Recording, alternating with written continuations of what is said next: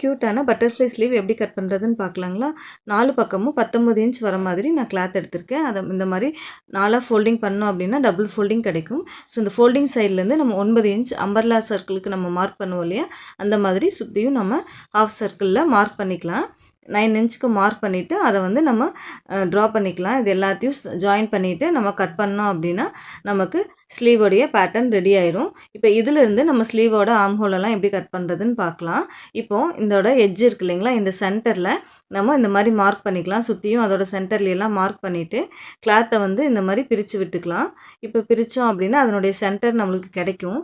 இப்போ ஸ்கேல் வச்சு இந்த சென்டரில் வந்து நம்ம ஜாயின் பண்ணி லைன் போட்டுக்கலாம். 2 பக்கமுமே ஈக்குவலாக வர மாதிரி சென்டரில் 2 சைடும் நம்ம லைன் போட்டுக்கலாம். இப்போ நம்மளுக்கு 4 பார்ட்டாக கிடச்சிடும். ஸ்டிச் பண்ணி வச்சுருக்கிற டாப் பார்ட்டில் ஸ்லீவோடைய ஆர்ம் ஹோல் ரவுண்ட் எவ்வளோன்னு பார்க்கணும்.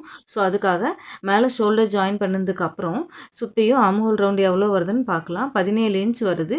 இந்த 17 இன்ச்சு 6ஆல் டிவைட் பண்ணோம் அப்படின்னா என்ன ஆன்சர் வருதுன்னு பாருங்கள். இது 2.83 பாயிண்ட் வருது. நம்ம 3ஆக எடுத்துக்கலாம். இப்போ இந்த 3 இன்ச்சை நம்ம எப்படி மார்க் பண்ணுறதுன்னு பார்க்கலாம். இப்போது இங்கே சென்டர் இருக்கு இல்லைங்களா, அதிலிருந்து கீழே ஒரு சைடு மட்டும் நம்ம 3 இன்ச் மார்க் பண்ணிக்கலாம். இதை சென்டராக வச்சுட்டு இப்போ சுற்றியும் நம்ம 3 இன்ச் ரவுண்டாக மார்க் பண்ணிக்கணும்.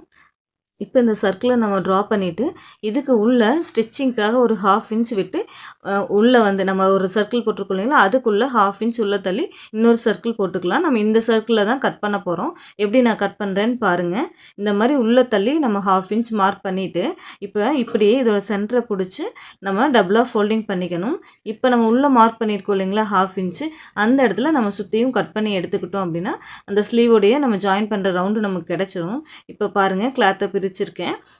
விரித்து போட்டுட்டு இப்போ இந்த சென்டர் இருக்கு இல்லையா, இந்த இடத்துல நம்ம கட் பண்ணிக்கலாம். இப்போ இந்த சென்டரை வந்து நம்ம நாச்சஸ் கொடுத்துக்கலாம். இப்போ பாருங்கள், நம்ம ஸ்டிச் பண்ணதுக்கப்புறம் இந்த மாதிரி தான் அழகாக அந்த பட்டர்ஃப்ளை ஸ்லீவ் வந்து வரும். இப்போ எப்படி ஸ்டிச் பண்ணணும்னு பார்க்கலாம். ஃபஸ்ட்டு கீழே ஒரு ஃபோல்டிங் பண்ணிவிட்டு நம்ம ஃபஸ்ட்டு ஸ்டிச் பண்ணிக்கலாம்.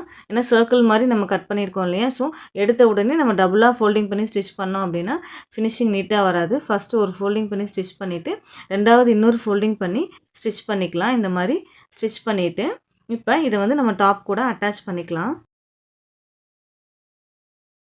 ஷோல்டர் ஜாயின் பண்ணியிருக்கிற சென்டரும் ஸ்லீவில் நாச்சஸ் கொடுத்துருக்கோம் இல்லையா, அந்த சென்டரையும் ஒன்றா வச்சுட்டு இப்போ நம்ம 1/2 இன்ச் விட்டு எப்பவும் போல் ஸ்லீவ் ஜாயின் பண்ணுற மாதிரி சுற்றியும் நம்ம ஸ்டிச் பண்ணி எடுத்துக்கலாம்.